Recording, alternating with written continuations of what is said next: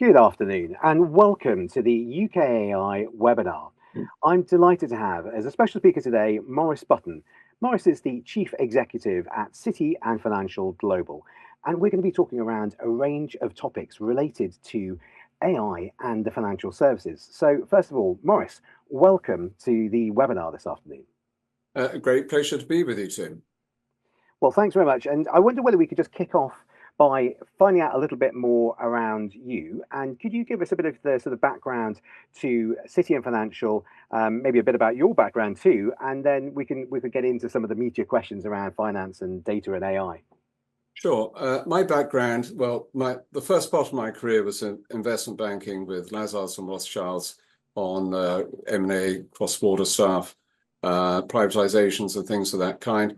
I worked in consultancy for a while, on strategic consultancy for financial institutions, dabbled a little bit in the political world, and then launched City and Financial. City and Financial is a research-based compass organizer and was a publisher until we sold the publishing business a few years ago. We examine things at the intersection of government policy and industry and business, with particular reference to financial services. And some of the key themes we look at are the impact of emerging technologies on finance, the impact of regulation, and general government policy and market developments. Great, thank you. Well, thank you for the background there. It's really interesting to see how some of these trends have changed over the last few years. We're very aware of this within the AI sector because it feels like every month there's a new update to a core piece of AI technology or a new tool or a new vendor out there. I know this is the 10th year now of the Data, AI and Future Financial Services Summit. So even within those 10 years, I mean, that's a lifetime within AI, but within data, you must have seen a number of transformations and changes within the financial services industry and its relation to data. But what would you say are the key milestones that you've seen over that 10-year period? Yeah, I mean, it's really obviously data and AI are sort of pretty inseparable. So when you look at, for instance, on the AI side, over the past decade, financial institutions have moved from rigid rules-based models towards machine learning and more recently large language models. And AI-driven anomaly detection now operates in real time across billions of transactions, identifying fraudulent patterns invisible to human analysts or legacy rule sets. So these deep learning models that JP Morgan and HSBC have in place are incredibly I suppose, complex, but also subtle in the way that they work. And then you look at the combination of vast behavioral data sets and AI-driven inference, which has enabled financial institutions to deliver hyper-personalized products, pricing and advice at scale. And that's obviously coming along at quite a pace. And it's also changed the capacity of financial institutions to assess credit and market and operational risk. And data and AI have dramatically lowered the barriers to entry in financial services, maybe a point that hasn't been picked up on so much by commentators today. And it enables fintech challengers to build competitive products without having legacy infrastructure. And that legacy infrastructure for banks is probably a hindrance rather than an advantage. So maybe does that help set the scene? I think that's great. Yeah, and I think that last point you mentioned there around businesses now have a much lower threshold to actually get started is really key. We're seeing that across all sectors. And it's also quite frustrating in a way as an AI founder, because, I built a business 8 years ago. And when we had to build it, it involved so much painstaking hand coding and figuring things out from the beginning. And now, of course, you're seeing companies who can just get people to vibe code things really quickly and throw up these quite complicated solutions that are disrupting what we thought was a disruptive model in the first place. So things are accelerating, and even the people who are kind of at the forefront of that have to be aware of that. Within the program of the event itself, could you talk us through some of the main themes that you're looking at? Yeah. It's a great agenda, and I'd be interested in why you chose those themes in particular. Yes, I mean, obviously, just for the purposes of the audience, this is the Data AI and Future Financial Services Summit in London, being held on the 17th, 16th, I think, of March. So some of the themes, I just highlight a few. Obviously, it's very interesting. The FCA launched the Mills Review to examine how advanced artificial intelligence could reshape retail financial services. So we're having a look at that, and we have some great speakers on that. And other things, what will be the long-term impact of agentic AI and intelligent agents in terms of advanced and interconnected AI systems reshaping market structure and firms' operations and consumer trends and regulatory approaches? How will this all play out? There's some very interesting things to be looked at there. But we're delighted to have the Information Commissioner, Alexander Bell, speaking. John Edwards speaking at the event to get a view from one of the prime movers in terms of regulation in this area. We have Kate Jones from the Digital Regulation Cooperation Forum. They coordinate the cooperation between various different financial regulators, their take on financial services and data protection regulation. And very interestingly, we've got Professor Carsten Maple, who recently spoke at the Impact Summit in India a week or two ago. He's a professor of cyber systems engineering at the University of Warwick. And he's going to be talking about the specific applications in insurance and looking at AI risk, governance, and insurance. So those are some of the themes. We'll be covering the interrelationship between data and AI. And it will be a detailed analysis in the round of where things are going in the financial services industry. Yeah, and you mentioned regulation as a key theme. I think that's one of those areas that has become into sharp focus. So again, as a sort of as an AI business owner, going a couple of years back, when I started looking at the regulation around AI, one, there wasn't very much of it, and then secondly, what there was of it seemed quite arcane and difficult to understand. And I think when you're running a business, it's quite hard to take your head away from the the day-to-day, how do you grow the business, into then trying to read through and understand these regulations. You fast forward to today, there's even more regulation. It's somehow clearer in things like the EU AI Act, and there's a lot of guides to how to interpret that now. But it's become even more important, I think, because as the technologies have expanded in terms of the scale and the power, there's even more risk there. So I think financial services, you're really at the sharp end of that risk, aren't you? Because within financial services, there would be huge problems if you were to set an agentic system loose and it was able to make lots of decisions that involve billions of pounds worth of money, or even on a small decision-making process if it was refusing a person based upon incorrect data. So you mentioned regulation being really important and having some great speakers there, but can you give us your perspective on the importance of regulation within financial services, and what are the key themes that you're going to be looking out for? Sure, I agree with you. It's very much a very fundamental concern for people. Clearly, there are different approaches in different parts of the world. The EU AI Act that you mentioned in your preamble there is a very prescriptive form of legislation. It classifies AI systems by risk level and designates financial services as high risk, covering creditworthiness assessments, insurance underwriting, and fraud detection. And it requires maintaining technical documentation, conduct conformity assessments, ensuring human oversight, and providing transparency. And its extraterritorial reach makes it if you like, a de facto global standard for many international firms. In the UK, clearly, we've taken something of a different approach. And there's no specific legislation. The government's chosen to take a more, if you like, pro-innovation line on this. And so it's building in financial services on the existing framework, something called the Senior Managers and Certification Regime, Consumer Duty, which is a major piece of legislation which is being honed by the regulators at the moment. These govern AI use in financial services. Obviously, the FCA launched its AI Lab in October 2024, offering, if you like, a sort of supercharged sandbox. So they've been positive moves.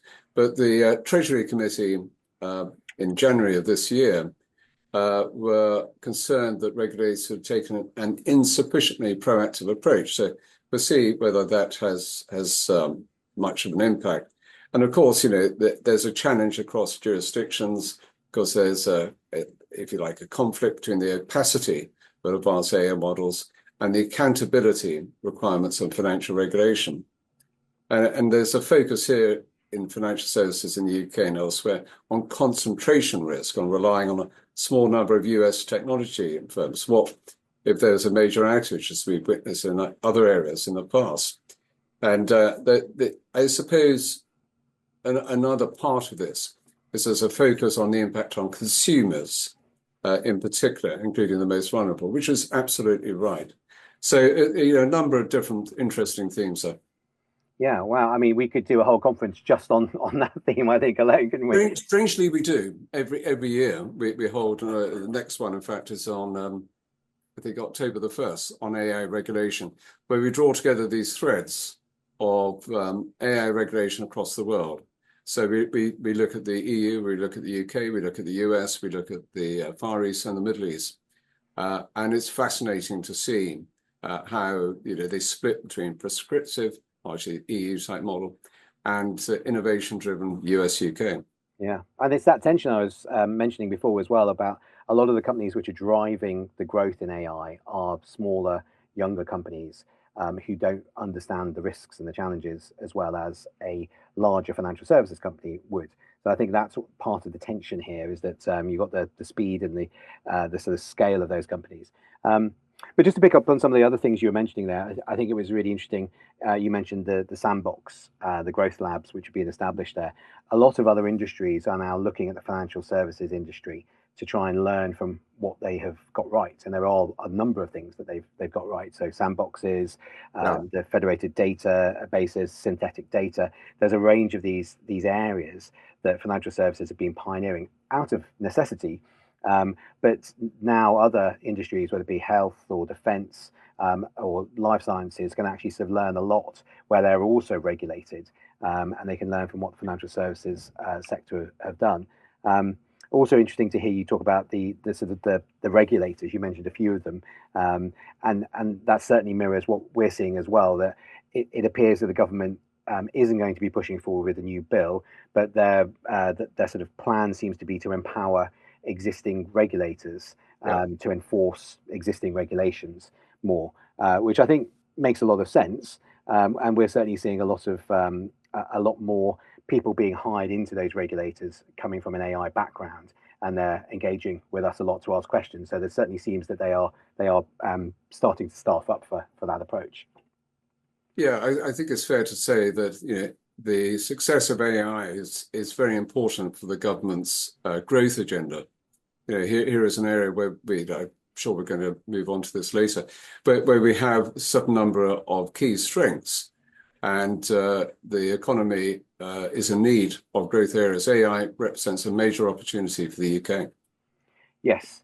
Yeah, exactly. And that's something which, just checking my phone to see if I could see the government is making an announcement today.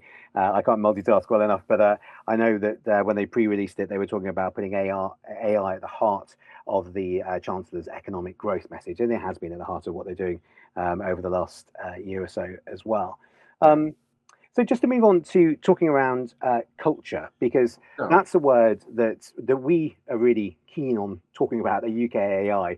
We see that actually in order to make AI adoption successful within organizations, you need to get adoption, you need to get people to understand how it's relevant to them. And so rather than it being a top-down approach from the CEO or the board saying, go and do AI or go and make AI happen, you have to get the imagination and you have to get the employees, the whole organization on board and make it a bottom-up approach. Culture is really essential to that. And I know you sort of focus on culture, so I'd love to understand how you see AI impacting upon company culture? Yeah, I think it's a really interesting area. We do a lot around culture. We have a conference on culture and conduct in financial services each year, now in its 10th year, I think. So it's something we research in depth. I mean, obviously, AI is raising concerns about the erosion of professional judgment, which that lies at the heart of many areas, not just finance, but professions as well.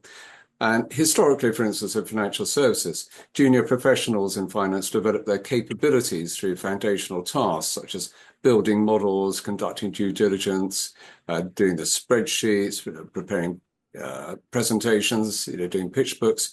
And generative AI is automating much of this work. And that, as it were, compresses the traditional approaches to the apprenticeship model in finance, and that's going to have quite an impact at eroding the bottom of the pyramid, and the competences required. Looking at the other end of the senior end, the competences required of effective financial services leaders are changing materially. Russell Reynolds, the headhunters, their research identifies 4 key competences for leaders driving successful AI transformation: perpetual adaptability, data fluency, a high learning quotient, and the ability to shape culture by promoting the value of human insight alongside technology. I think those are really interesting competencies that they're talking about. And more broadly, AI is reshaping entire job categories, not merely automating tasks. And McKinsey did a recent analysis suggesting banking operations employees will shift from spending 80% of their time on coordination and rule-based execution towards spending 80% of their time on customer engagement and complex decision-making. So, we could talk, about this issue for a very long time. But I do think one final point, that the pace of AI development means that skills acquired today may be obsolete tomorrow. It's not a matter of just getting up to speed with AI as it currently stands. And that obsolescence will kick in within a couple of years, making continuous learning strategies a strategic necessity. And the role of we talked about people at the bottom of the pile, if you like, or bottom of the pyramid, those at the top, but all the people in between face huge challenges. And how they adapt to that and what their role will be, the number of middle managers you require, all of these things will affect the culture of organizations. Yeah, you've painted a really interesting picture of some of the change that we're seeing, not just within the financial services, but the broader sort of industry as they try to adapt to AI. I often talk around the fact that a lot of companies approached digital transformation 10 to 15 years ago. And at that time, it was all around curiosity and adaptability and experimentation, learning from mistakes, building a mindset shift, which essentially then would drive the cultural changes that you've been referring to. And what's interesting is the companies that successfully went through that digital transformation are the companies that now are saying, well, AI is just a technology. We've seen it coming. We've been experimenting with it for a while. We'll try and fail. We'll do a few pilots. We'll scale. They're able to just take it in their stride. But the majority of the companies that haven't gone through that initial digital transformation are now slightly panic-stricken because there's so much FOMO and they're seeing all the competitors using it and they're rushing to try and get this AI into their organization, thinking about it just as the technology without that sort of cultural and mindset shift that you described. Yeah, so I think it's absolutely right there in terms of the challenge there is around culture, it's around mindset. You talked about skills, and that's another area that we love to talk around. And one word in particular that caught my attention was the apprenticeships, because I've got 2 teenage daughters, so I've got the kind of personal interest in that, but also just looking at the way in which we're preparing young people going into the workplace with the skills that they need, and thinking about within not just AI and computer science itself, but broader business skills, thinking about what's being taught in universities now would have been written 2 or 3 years ago.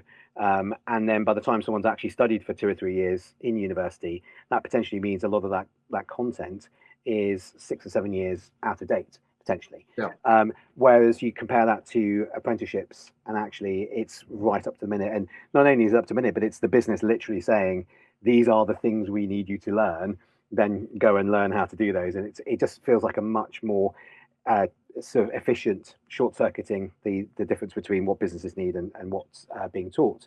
But I wanted to get your perspective on this from a financial services perspective. How do organizations ensure that they have the right skills in place to be able to leverage the AI that we've been talking about? Well, I think this is probably one of the biggest problems because people do see that there's a skills gap. There are various initiatives underway to try and address that. But it's widely regarded as one of the most significant barriers to value realization from AI in financial services. There's a report from the Financial Services Skills Commission in May 2025 concluded that growth opportunities from AI can only be unlocked if firms address this gap. So it's a fundamental problem for them. Major banks have recognized that hiring AI talent in a competitive market is insufficient on its own, and that the most sustainable path is developing capability within the existing task force. And also the sheer cost. You can see that the cost of top-level AI talent has been bid up to quite unsustainable levels, perhaps. And financial institutions are increasingly partnering with universities and specialist training providers to build the talent pipeline that they need. And you can see the regulators, in fact, are doing the same. And then most forward-thinking financial institutions are recognizing that AI fundamentally changes the nature of roles rather than simply adding new skills to existing ones. So it's not like you're in a particular position with an investment banker or fund manager or an insurance company, and all you have to do is just read up and learn a bit about AI. The actual roles themselves are changing, and the Brookings Institution research published in July 2025 described the emergence of hybrid jobs in finance, roles combining traditional financial expertise with AI fluency that did not exist 5 years ago. So, technical training by itself is unlikely to be sufficient if and this is the point you mentioned earlier, if the organizational culture doesn't support experimentation and the candid acknowledgement of AI's limitations. Most senior leaders will need to evolve. All the research is showing that, the Russell Reynolds research I mentioned earlier, and 91% from that research believe that corporate functions require some level of transformation rather than just tinkering at the edges as a result of AI. Yeah, absolutely. I think we're in danger of violently agreeing on a number of these points here. But what you outlined there was very much the need, not just for the technical skills to be able to build the actual AI technology itself, but also the broader everyday skills. And this is something that we've been campaigning for. And I think, to be fair to the government, they are doing this now, but we call it the broader and earlier approach. So not just technical skills, but the broader everyday AI skills. And the government's been investing millions of pounds now across the country in schemes to enable everyday people to be able to understand how it's relevant and get some training, which is fantastic. The other bit of that is earlier. So getting into schools earlier. And you just look at the comparison between the UK and South Korea, for example, where they're spending billions on primary school age children. They're not just teaching AI and computer science, they're teaching it across the curriculum. They're teaching responsible use of AI tools. They're preparing them for that and doubling down on numeracy, which to my mind, numeracy is to this industrial revolution what literacy was to the previous industrial revolution. It empowers individual workers to be able to then seize their part of the benefits of that revolution. But there's, we talked a lot around the skills there, and I wanted to sort of understand a little bit around, what's the what do you think this means for the financial services industry as we start to sort of, you're holding this event, we're getting people from all levels within the financial services industry coming to this. Do you think they're coming to learn best practice? Are they coming to network with peers, to knowledge share and hear case studies? I think it's a mixture of things. You know, people attend our conferences, I think partly for the content. We bring together very high level speakers from government, from regulators, from the industry itself. So they want to be aware of what the latest developments are. They also want to hear what the insights are from their peer group, from the people who are presenting, who hold senior positions in financial services. Then there's also the networking. People want to, over a coffee or a lunch or drinks, chat to their opposite numbers in different organizations and service providers and others, and get a better understanding of what's going on with them. So, you know, we have the people who tend to come are the senior management of banks, asset managers, and insurers, and all those involved in data, AI governance, data privacy, data science and architecture, data quality control, data innovation, etc. So it's quite a broad range of attendees. But typically, we don't try to necessarily max out the audience. What we're looking for is the right audience. So we tend to limit it to around 150 to 200 attendees. Beyond that, you get to the situation where people aren't really willing to stick their hand up and ask a question, and it all becomes a bit impersonal. So that's the sort of size, and that's the sort of target of person we expect to attend. Yeah. You mentioned a few roles there who were more data sounding, and a few roles there who are more sort of AI, you know, emergence of many new AI titles now as well. Do you think that there's going to be, well, I'd be interested in hearing more about how you see that relationship between data and AI emerging, because for me, it's almost that they're the same thing, really. It used to be called data and now it's called AI, but is it the same thing? Yeah, well, I always say, well, yes, I was about to say two sides of the same coin, but I'm not sure that that's quite correct. You know, data and AI, the relationship is constitutive. You know, they are both parts of the same thing. They're not just complementary, as some people perhaps describe it. Yeah, AI systems learn, as you know, from data, and the quality, breadth, and representativeness of that data directly determines the quality of AI output. So they're all part of the same thing. And, you know, and the governance frameworks that define who owns data, how it's collected, how it's stored, accessed, and monitored, are the operational backbone of responsible AI deployment. And most large banks that operate on systems built in the 1970s and 80s, we were alluding to earlier, with data stored in siloed, incompatible formats across multiple generations of technology. And this fragmentation means that rich longitudinal data held by incumbents is often inaccessible to AI systems without expensive data engineering.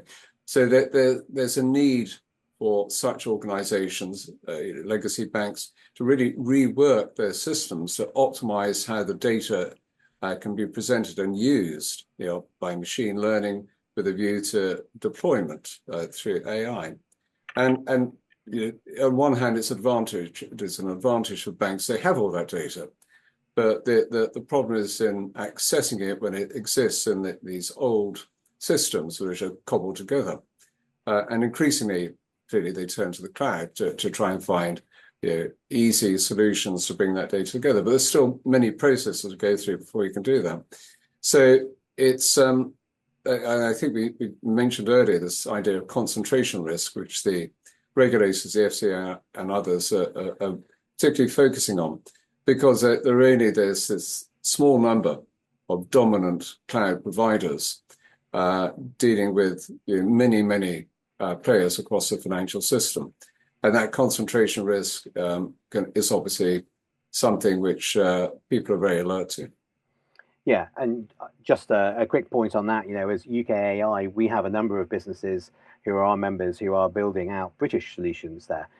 So everything from being able to clean up the data using AI powered tools, to be able to keeping data safe on clouds, which are British owned, and they reside here in the UK, to all the infrastructure in between. So I think, that's certainly an area where we see sovereignty meaning something really important within financial services, because of the needs and the regulations of the financial services sector to look at more sovereign solutions. I think we've probably got a bit of time now to have a bit more of an open discussion. So, and Maurice, I wanted to give you the opportunity to also ask me any questions if you had any. Yes, I suppose the first one, which perhaps I'd like to ask you, when it comes to the data and AI revolution, are there, from your perspective, any unique characteristics of the financial services industry which will affect how it plays out? Yeah, I think this is one of the really big opportunities for the UK, because of the very rich heritage that the UK has in the financial services sector, as you well know. I mean, it's been your career in that space, but it's something which around the world people recognize the UK has got this heritage, and it's built not just upon the expertise, but it's also built upon the fact that we have the legal system. And the respect for that legal system, which underpins a lot of those financial transactions. So we've got this real heritage, and then of course the language on top of that. Bringing all those things together, I mean, I think that the financial services sector has this unique opportunity in the UK. We've now got all these sort of pioneering companies who are starting to build out services and solutions. And to the point that you mentioned before around concentration risk, that there does seem to be now an opportunity on the global scale, where other countries and companies in those other countries are looking for partners who are maybe not the big US tech companies and not the Chinese companies. And we can build a narrative here for the UK. And Mark Carney referred to it as a coalition of the middle powers. And this idea that actually, if we can bring everybody together through UK leadership collaboratively, I think there's something we can do which is very unique here. And if we back that up with the standards, and people, that's another area where the UK is very well respected for setting standards. If we could do that and have a much more responsible attitude to how we're managing the data, I think that's a big opportunity for not just the financial services, but for the UK as a whole. Do you think, I mean, in pursuit of that, which I think that sounds great, but in pursuit of that, do we have enough, as they describe it, compute power to hone our models here in the UK? I know that there are plans afoot under the AI action plan, but where do we stand now on this? Yes. So, I mean, I think there's two fundamental things there: compute and investment, and they're sort of interrelated. There's two schools of thought when it comes to compute. One is that we need to be building more large-scale compute, and I think that's vital. We will need to have compute. Clearly, the amount of demand for inference, querying an AI chatbot, that's going to increase. So we need to have some data centers to be able to accommodate that. There does seem to be a lot of sort of people planning numbers into the future without really knowing what the demand of the future is going to be. And that's, I think, it's a very challenging thing to try and do, but it's based upon the previous data. Now, actually, what we're starting to see emerge is a slightly alternative model, which is rather than large language models running on hyperscale data centers, also smaller language models. And those smaller language models can run on distributed modular data centers, or they can run on the edge. And so you're starting to see the emergence of these other operating models, other physical models for running AI inference. Now, it's come quite quickly over the last 6 months from being just theory and concepts into being actual working examples. And again, British companies really sort of pioneering in this space. Think of people like Deep Green working up in Manchester, where they're building modular data centers, and they're using the excess heat from that to heat the swimming pools for municipal baths. There are lots of companies like that around the country who are sort of really pioneering in this space. So I think that we need to be exploring both. And back to the previous point, by exploring that innovative model, I think there's a lot of potential for the UK to lead in that space, and also open source as well, which is, I'd also argue, is a form of that alternative view of what it might look like. But then underpinning all of this, we need the investment.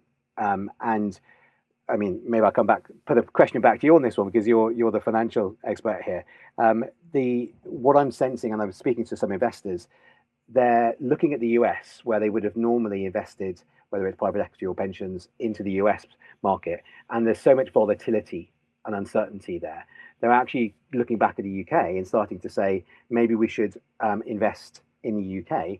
What they're not getting though is a sort of manifesto or prospectus, if you like, of where they should and how they can invest in the UK because there's so much uncertainty. But do you Yeah. see that? Yeah, I think obviously investors want certainty. They want a regulatory environment in which they can invest with a degree of certainty. They want a policy environment where, here the UK government's got the AI action plan. If it can deliver that on time and to scale, it provides a framework in which you can invest. Investment is about pricing risk. And so ultimately, the assessment is this country A riskier than country B in terms of investment? But I think with the geopolitical uncertainty that currently exists, I'm sure that at the very least, international investors will want to diversify their investment. Whilst the temptation might be to just go and invest in the US on a risk-adjusted basis, how much sense does that make? So I think UK AI companies can access pretty much the same pools of capital as any other companies in other countries. And it's a matter of the government providing that clarity, which I think we have. We have with the AI action plan. I think we have with the pro-innovation regulatory basis, with the rule of law, as you say, with the certainty of our courts, with the English language, with our geographical position in the world. There are many positives, and we have such great universities that spin out very interesting companies. Oxford, Cambridge, Imperial College, UCL, they consistently rank among the world's leading institutions for AI research. So we have many, many strengths. And I think that most international investors are very keen to see what the UK has to offer. Yeah, absolutely. Well, that's good. I think it's kind of this is the year when we start to set out that perspective and that narrative, and it's something that maybe we should have a further conversation on once we've started to do a bit more of that research and work. Yeah, I think it'll be very interesting to see how it plays out. But yeah, I think 2026 is a critical year. And of course, I suppose the other thing I'd very much like to ask you about and get your expert opinion is agentic AI, moving on from Gen AI to agentic AI, self-autonomous agents. How do you think, I'm talking about it from the point of view of financial services, but broadly, how do you think it will disrupt the current market structures across industry? And do you think there'll be new business models that are likely to emerge? Yeah, it's a great question. I think there's a huge amount of change which is going to come. The challenge or the point that we're at the moment is really trying to get our heads around how to minimize the risks in adopting agentic. So there's the urge to travel quickly because it's there.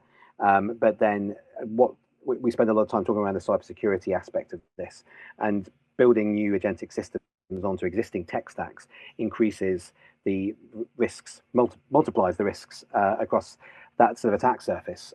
You've now got all these points of vulnerability in that system, and that's really sort of risky for any regulated industry, particularly the financial services. So I think that the main thing that we need to look at is just how we're going about building agentic into the new models. In terms of the question around how it's going to disrupt the current existing systems, I think it comes down to how it plays or how it interacts with the humans. So teams at the moment are made up of mainly all humans. We're starting to see the emergence of lots of companies who are building agents and agent workforces. And now the big question is, how do you manage those agents? There's a new skill set. It's managers who have been running teams of 20 or 30 people now need to think about how they manage hybrid teams of maybe 10 people and 20 agents. And there's a whole question of morale, setting KPIs, bonuses. How do you actually sort of factor all these things in? No one really knows the answer, again, because it's moving so quickly. So it's sort of maybe back to the question we were asking at the beginning around culture and mindset, being able to change the culture of the organization to empower the workforce to understand that they need to be adaptable and flexible, and that to get on board that bus rather than seeing it as a direct threat to them. So that's going to change the sort of workforce. And then I think, as these products start to come online, we will see it start to create new business models where there are people who are going to be able to create companies that will be extremely successful, whether that be in financial services, in trading, for example. We already got algorithmic trading, but it's taking We've had that for years, many years. Taking that to the next level, you have agentic trading, where you've actually kind of got people bringing in, but then it comes back to that risk question, of course. So I think we're really at the starting blocks of almost kind of in terms of a railway analogy, where we've just created the first locomotive in the agentic space, and now we're going to see the innovative waves come. But people didn't really figure out how to make business out of that locomotive until quite far, arguably, but they still haven't. But I think for financial institutions, the core value proposition of many financial intermediaries, aggregating information, assessing risk, and matching buyers with sellers, for instance, is precisely the kind of multi-step reasoning task at which agentic AI could probably excel. And personalized AI financial agents could be capable of managing an individual's entire financial life. And that could represent a direct challenge to the revenue models of retail banks, for instance, wealth managers and insurance brokers. That, I guess, is sometime in the future. But with the acceleration of the development and deployment of AI, I'm not sure how much further in the future that really is. It is fascinating getting into that crystal ball, but I think they're coming. But I'm glad we talked about regulation quite early on, because at the same time, I'm really excited about that future world and all those use cases you mentioned. I'm also slightly nervous that unless we get some guardrails in place, it becomes risky, not just for the banks and the financial institutions, but primarily for the consumers, because a lot of them won't quite know the consequences of what they're letting themselves in for. And there need to be those guardrails and those regulations in place. Just as we're starting to sort of wrap things up, I noticed we've got a question here from Badri. It's quite a technical question around model risk management. So he said, should SS1 23 model risk management principles be expanded for insurance and asset management companies, as currently they apply only to banks and PRA designated investment firms that have approval to use internal models for regulatory capital calculations.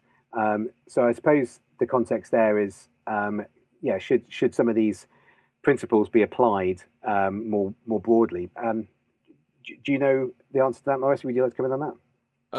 Well, those internal models that they're talking about in terms of regulation, that I think he's alluding to the Bank of England's rules on the use of internal models for the calculation of capital.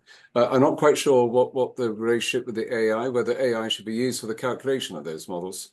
If that is the question, then I would have thought that's not something I can answer. That's really a question for the bank. Yeah, I think it's getting quite technical, but thank you, Badri. It's an interesting question, but I think maybe it's a more technical opportunity. Maybe it's something that would come up in the day at the event itself. Okay, well, I think we'll probably try and wrap things up there. But just before we go, I'm going to come back to you, Maurice, in a minute for a closing thought. But I want to make sure that all of our members here know that we can extend this conversation very much at the event which is coming up, the Data AI and the Future of Financial Services Summit, which is held at Cavendish venues on the 16th of March in London. So we'll put a link at the bottom of the screen here, and it's on our website as well. You can find it on our events page there. Our chair of our financial services working group, Naresh Raja, will be chairing a couple of panels there and representing UK AI on those panels. So that's it from me. But Maurice, I wanted to give you the opportunity just to have some closing thoughts on what we've been discussing today. Well, I find all of this fascinating. As I said at the start, what we're interested in is the interface between policy, regulation, technology, and industry and financial services in particular. The one thought perhaps I'd leave you with is I attended something the economists put on online talking about the world models that may make agentic AI more relevant and help guide it.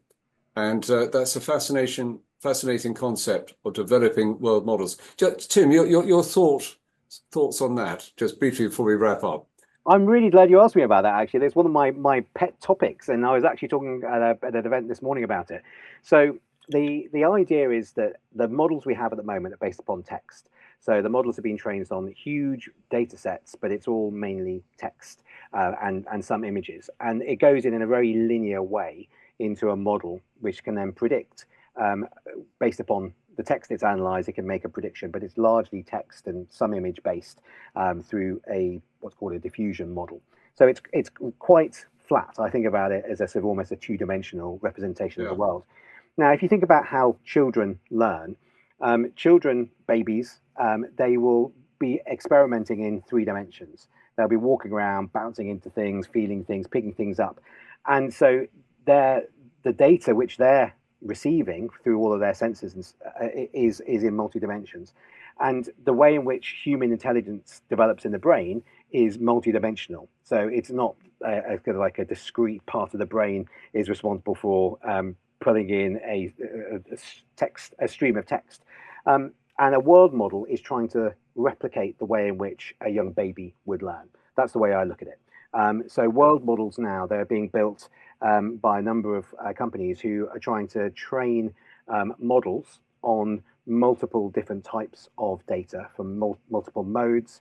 And that has a direct application to the field of robotics, because obviously robots need to move around in 3 dimensions. So it helps robots to be more effective. But the bit that fascinates me is because it starts to replicate the way the human neurons actually work, and they're not just learning one particular thing, they're implicated in multiple different learning transactions, that actually I think that'll be a much better way, much more efficient way of being able to code knowledge from data into a model and then give us the output. And famously, Jan LeCun, formerly of Meta, they're sort of the godfather of their llama. He's very much been this advocate, and he's now gone off to set up his own world foundational model business because he believes this is the route to get to artificial general intelligence, the ability for computers to actually think and process in a way that humans can, whereas at the moment all they're doing and all they're arguably ever going to be able to do with large language models is just predict the next word or predict the next pixel, which isn't really thinking, even though it's pretty damn good. But thank you for asking. It's a fascinating world, isn't it? Thank you very much for having me on this call. I've enjoyed it.